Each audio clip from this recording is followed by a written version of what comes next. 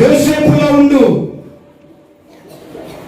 కానీ ఈ రోజున చాలా మంది సంఘంలో సగం మంది జ్ఞానులుగా ఉంటారు. ప్రారంభం ఉన్న నడిపింపు ఉండదండి, ప్రారంభం ఉన్న అభిషేకం ఉండదండి, ప్రారంభం ఉన్న భయం ఉండదండి, ప్రారంభం ఉన్న జ్ఞానం ఉండదండి, ప్రారంభం ఉన్న వినయ విధేయతలు ఉండవండి. కొంత నేర్చుకున్న తర్వాత, కొంత నడిచిన తర్వాత దేవుని కొరకు వాక్యంలో, ప్రార్థనలో, మందిరంలో, సహవాసంలో, సేవకుని నడిపింపులో కొంత నేర్చుకున్న తర్వాత సొంత ఆలోచనలు పుడతాయి. అది నీకు నష్టం. దేవుని పిల్లలారా, పోయి పోయి సింహపు బోన్లో ఒక మాట చెప్పనా, వాళ్ళు చేసిన పొరపాటు వల్ల వాళ్ళ ప్రాణాలు పోవలసింది.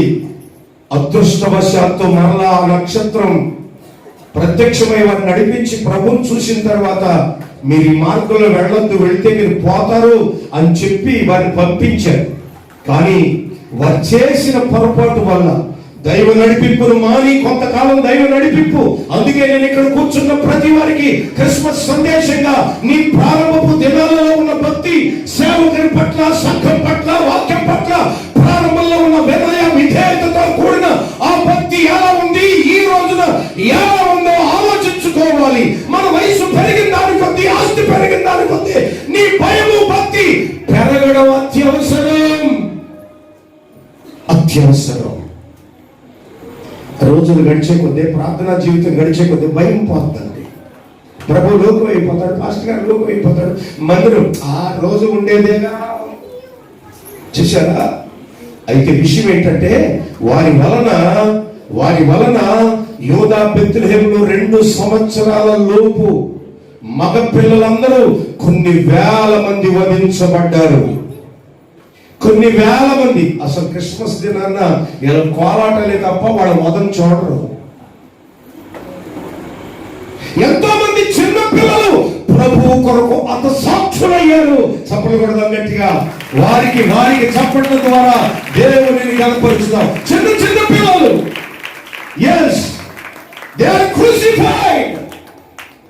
వారు ఆత్మ బలిదానం చేసుకున్నారు.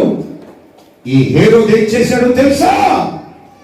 ఈ సగం భక్తి చేసి సగం నడిపింపు తర్వాత సొంత నడిపించులోకి వచ్చే విశ్వాసుల వల్ల జరిగిన ప్రమాదం ఏమిటంటే 2 సంవత్సరాల లోపు పిల్లలందరూ ప్రవచన నెరవేర్పు ప్రకారంగా, అందుకే నడిపింపు తొలగిన జాగ్రత్త, ఉపదేశం మారిన, ఈ రోజున నీ ఆత్మీయ జీవిత విలువ లేక ప్రారంభం ఎలా ఉంది, ఇప్పుడు ఎలా ఉందో ఈ క్రిస్మస్ దినాన్ని నువ్వు ఆలోచించుకుంటావని కదా దేవుడు నీ కోసం చూసేది.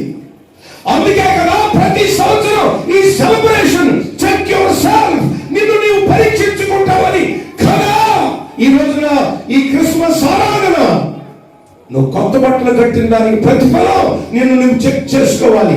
నువ్వు పలహారాలు తెచ్చిన దానికి, నీ మొక్కుబడులు, నీ అర్పణలు చేసిన దానికి ప్రతిఫలం ఒకసారి నిన్ను నువ్వు పరిశీలించుకోవాలి. నీ ఆత్మీయ జీవితం ఎలా నడుస్తుంది? ఒకవేళ నరక యొక్క అనుభవాలలో సొంత ఆలోచన వస్తే అది ఎవరికో ప్రమాదంగా మారుతుంది. నీ ఆలోచనలు ఇతరులకు ప్రమాదంగా మారకూడదు. నీ భక్తి ఇతరులకు ప్రమాదంలో ఉన్న వారికి ఆశ్రయంగా మారాలి. శ్రమలో ఉన్న వారికి ఆనందంగా మారాలి. రోగంలో ఉన్న వారికి ఆరోగ్యంగా మారాలి. అంతే తప్ప క్షేమంగా ఉన్న వారికి అపాయంగా మారకూడదు. ప్రవచన నెరవేర్పు ప్రకారం రామాలో అంగలార్పు ప్రారంభమైంది. నా దేవుని బిడ్డ, ఇది జ్ఞానులు చేసిన పని వల్ల కాదా? ఎస్. అందుకే ఈ రోజున నువ్వు జ్ఞానిగా ఉన్నావా, లేక నటించే హేరోదుగా ఉన్నావా? వాడు నటిస్తున్నాడండి. లోపల హృదయం బండబారిపోయి కఠినాత్ముడై. అందుకే హృదయాలను పరిశీలించే దేవుడు ఈ క్రిస్మస్ లో ఉన్నాడు. ఎస్, నీ క్రిస్మస్ ఆనందంలో, నీ నూతన వస్త్రాలలో, దేవుని కొరకు నువ్వు చేసే, నీతో చేసే క్రిస్మస్ ఆనందపు సందడిలో యేసు ఉండాలి. కొత్త బట్టలు కట్టుకుని ఆ కొత్త బట్టల ఆనందంలో యేసుని మర్చిపోయేవాడు అంతమంది లేరు. దైవ వాక్యాన్ని మర్చిపోయే వాళ్ళు ఎంతమంది లేరు. అసలు క్రిస్మస్ అనగానే సందేశం. క్రిస్మస్ అంటే సందేశం. ఆకాశం నుండి గాబ్రియేలు దూత ఎన్ని సందేశాలు తీసుకొచ్చాడు. ఏ మెసేజ్. క్రిస్మస్ అనగా మెసేజ్. వర్తమానాలు లేవు, నాటకాలు ఉన్నాయి. వర్తమానాలు లేవు, కోలాటాలు ఉన్నాయి. వర్తమానం లేదు, ఉపదేశం లేదు, దైవోక్తి లేదు. ప్రజల హృదయాలు పశ్చాత్తాపపడి వాస్తవ ఆనందాన్ని పొందగలిగే క్రిస్మస్ లేవు. చంపేశారు. చిన్నపిల్లలు చంపేసినట్టుగా వాస్తవ క్రిస్మస్ చంపేశారు. అందుకే నేను మరోసారి దైవ సేవకుని బ్రతిమలాడుతున్నాను. కాళ్ళు విరిగిపోయినా, చేతులు విరిగిపోయినా, కడుపు ప్రాణం పోయినా మరలా దేవుడు ఈ మేడపడు నీ ద్వారా దేవుడు కోరుకున్న క్రిస్మస్ ప్రారంభమగును గాక. హల్లెలూయా. దేవుడికి ఇష్టమైన క్రిస్మస్ చేయకుండా నీ సొంత ఆలోచన క్రిస్మస్ చేయడం ద్వారా నష్టపోయేది నా నష్టం నీకు కలగకపోవచ్చు. చాలా మంది నష్టపోయారు. చిన్న పిల్లలు అంటే 2 సంవత్సరాల లోపు పిల్లలు వీళ్ళ క్రిస్మస్ ఆనందం వల్ల, వీళ్ళ నడక వల్ల, వీళ్ళ నడిపింపు వల్ల, వీళ్ళ జ్ఞానం వల్ల, వీళ్ళ నక్షత్రాన్ని చూచి వచ్చిన దాని వల్ల, వీళ్ళ లేఖనాలు తిరగవేయడం వల్ల, హేరోదు దగ్గరికి వెళ్ళడం వల్ల ఇదా క్రిస్మస్ ఆనందం. క్రీస్తును కలిగిన నీవు అనేక మందికి రక్షణగా మారాలి. అనేక మందికి నీవు వెలుగుగా ఉండాలి. అనేక మంది కన్నీళ్లు తుడిచే వ్యక్తులుగా ఉండాలి. నీ క్రిస్మస్ కొందరి శాపానికో కన్నీళ్లకో దారి కాకూడదు. చూడండి, ఎంతమంది చచ్చిపోయారు 2 సంవత్సరాలలో. నేను అంటాను, వాళ్ళు క్రిస్మస్ చేసుకుంటారా? వాళ్ళు కోలాటాలతో ఊరేగుతారా? వారి పట్టు చీరలో సెంట్లు రాసేసుకుని పెద్ద అడవి చేస్తారా?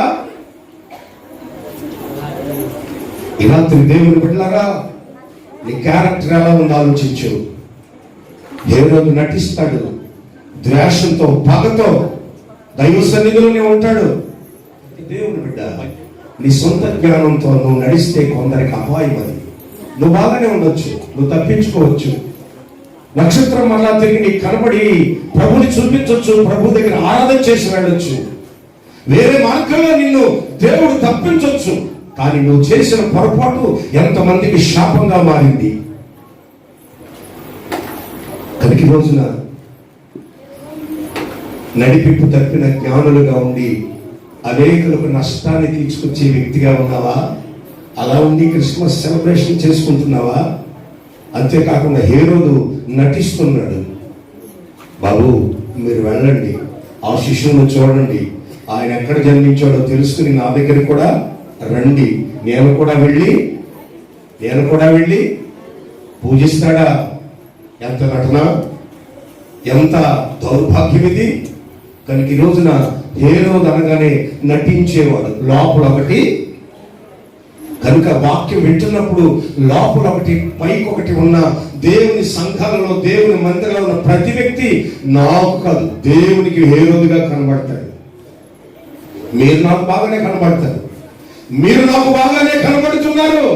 మై డియర్ బ్రదర్స్, ఈ క్రిస్మస్ ఆరాధనలో ప్రభు చూస్తే నువ్వు ఒక హేరోదుగా ఉన్నావా? పైకి ప్రేమ అంటున్నాడు.